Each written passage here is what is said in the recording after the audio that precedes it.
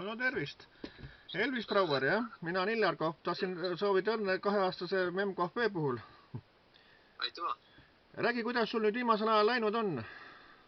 Ühesõnaga, praegu ma teen videointervjuud. Okei. No, läinud minul meie ettevõttel... Tähendab üldse, et kas nad kiusamist järele ei jäta, tahan seda küsida otsa. Ei paista otsa ega lõppu hetkel, nii et... Kui suure trahvi nad juba välja teinud on siis see kokku või mina ei tea? No mis ta on, 15 000 sunnirahad, 72 000 turvafirma eest, no õigusabikulusid ma ei hakka sisse lugema, aga neid on ka kokku juba seal ligi 40 juures, et koguneb jõudsalt seda kulu.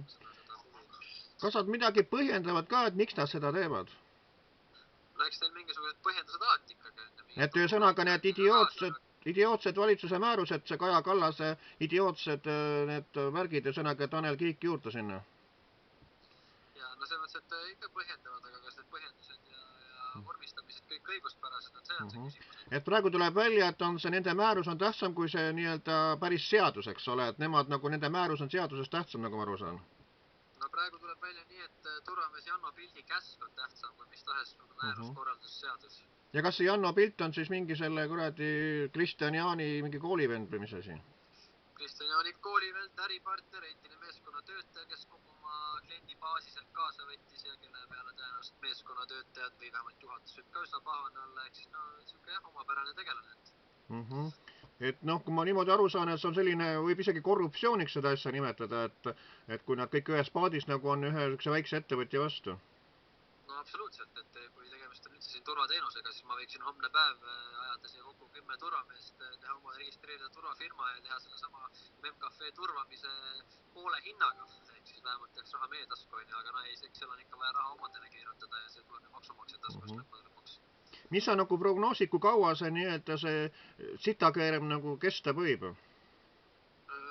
No raske öelda dokumentide järgi jaanuari lõpuni, aga samas me teame, et tegemist on globaalse agendaga ega midagi ei muutu, et see asi läheb edasi ka järgneva aasta vältel ja järgnevate aastate vältel, nii kaua kuni vastupanuvõim on täielikult maha surutud. No küsin su käest ühte asja nüüd veel.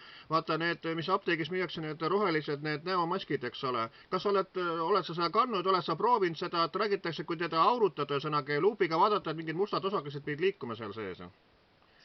Ei oska kommenteerida, olen neid lugusid ka kuulnud, olen mingeid videosi näinud, ise proovinud, katsetanud ei ole. Tean, et mask sisaldab grafeenoksiidi, mis ilma nende samade mustade ollust, et on niikuinii tervisele pöördumatult hävitav ja...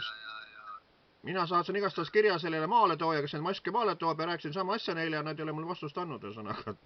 No ja eks ühed teadlased on öelnud, et need on lihtsalt puuvillakiud, mis niiskusega kokkupuutes tõmbavad kokku ja sellepärast nad liiguvad. Teised ütlevad, et tegemist on parasiidiga, ei oska öelda, ma räägin asjadest, millest ma oskan rääkida, ei võta sõna teemadel, millest ma ei oska rääkida. Ja ma räägin ühe naljaka loo veel siia, et Imre Kaasi sa kindlasti tead, et tema oli, kunagi oli Pärnu Postimees ajakirjanik, ta oli Kanal 2 reporter, nüüd on ta Terviseametis kommunikatsioonijuht, ühesõnaga, ja kunagi ta tegi sihukese nalja, et kui selle Sõnumileht ilmus, et siis ta nii-öelda minu nime all saatis Sõnumilehte saatis sellise artikli, et kohv armus võrku, eks ole, et mina seda meest nagu eriti tõsiselt võtta ei saa, aga mis sina nagu sellest asjast arvad?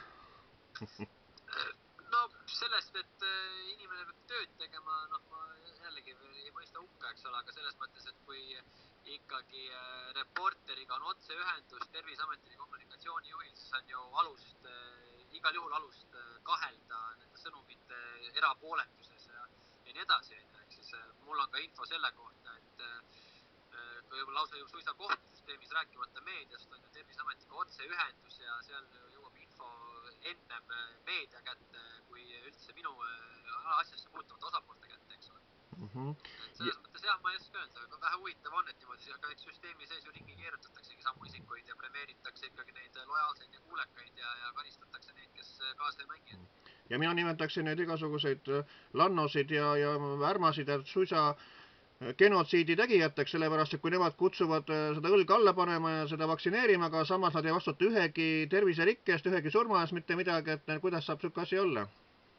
No vaata, pahatahtlikud psühhopaadid ja kurjategijad niimoodi toimetavadki, nii et ei imesta. Et selgeltnägijad ja kõik räägivad, et nüüd jaanuari lõpus et pidi see valitsus kukkuma, aga no eks see paistab, ühesõnaga peaasi, et ta kukub mingil ajal, nagu see ei saa loomulik olla, et kui Keskerakond ja Reformierakond on jälle olid siiamaani verivaenlased, nüüd on suured sõbrad ja valisid selle kuradi Alar Karise sinna ühesõnaga presidendiks, et noh, see on naljanumber suhteliselt. Jah, no eks jälle taas kord vaba müürlus muud värgid särgid, eks ole, premeerime omasid ja ühe oma ülesande täitnud kasuliku idioodi nihutame positsioonilt ära, siis tagatuksest leiame talle mingisuguse alamastme koha ja paneme uue upeti jälle pulti, nii et niimoodi see käib. Ja viimati ma lugesin ühte sellist asja siit Facebookis nagu selle kohta, et isegi ei taheta sinna MEMKP-sse oma lapsi lasta, et tahavad mingid, ma ei tea, paberid või asja kontrollida või mis asja?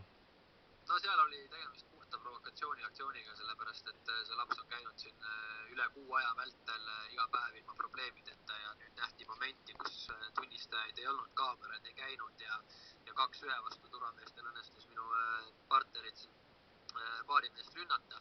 Ehk siis, aga noh, nende aktsioon kukkus läbi, sellepärast et üsna kiirelt intsidenti sekkusid teised osapooled ja täiendavad tunnistajad, mille pärast turvamehed ka taganesid lõpuks ja täna on meil juba päris palju infot selle kohta, et Janno Pilt isiklikult on jälle andnud valeütlusi, tõenäoliselt on tegemist valekaebusega, et noh, jutt sellest, et mina õhust hüppasin ja jalaga teda, ma ei tea, rinnapiirkonda lõin või mida iganes, et see on täiesti müüt, et eks nad üritavad seda kriminaalvastutusele võtta mind või mingit kriminaaluurimist hoida käimas võib-olla, sellepärast et tulemusena tulevikus võib-olla ka Riigikogu valimised ja nii edasi, eks ole, ja kriminaaluurimise all olevat isikut ei saa ju kaasata sinna, no seal on teooriaid ja võimalusi palju, aga tegemist on igatahes kuritahtliku käitumisega Janno Pildi poolt. Ja viimane küsimus sinu poolt on see, et milline on sinu sõnum nagu Eesti rahvale? No minu sõnum Eesti rahvale on selge, et mis ma siin pikalt räägin, et teod räägivad enda eest ja mina seisan oma tõe eest lõpuni, et ma loodan, et meie kõrval olevad seni olnud inimesed ei taandu, ei tagane ja et jõudu vaikselt päeva haaval, sammu haaval leiavad jõudu ja sisu ka teised inimesed meiega liituda. Tore, et sa oma esimesele videointervjuule vastasin, selle ma panen ilusti sinna YouTube üles, et siis saavad teised ka kuulata, mis me rääkisime, et see on ametlik asi. Nii et soovin sulle palju tervist, palju jõudu ja edu edaspidiseks, et see MEMKP ikka tegutseks ja et need lollused lõpetaksid valitsuse sõnaga ja et asi saaks korda. Loodame sama. Kõik head ja nägemist! Jõudu!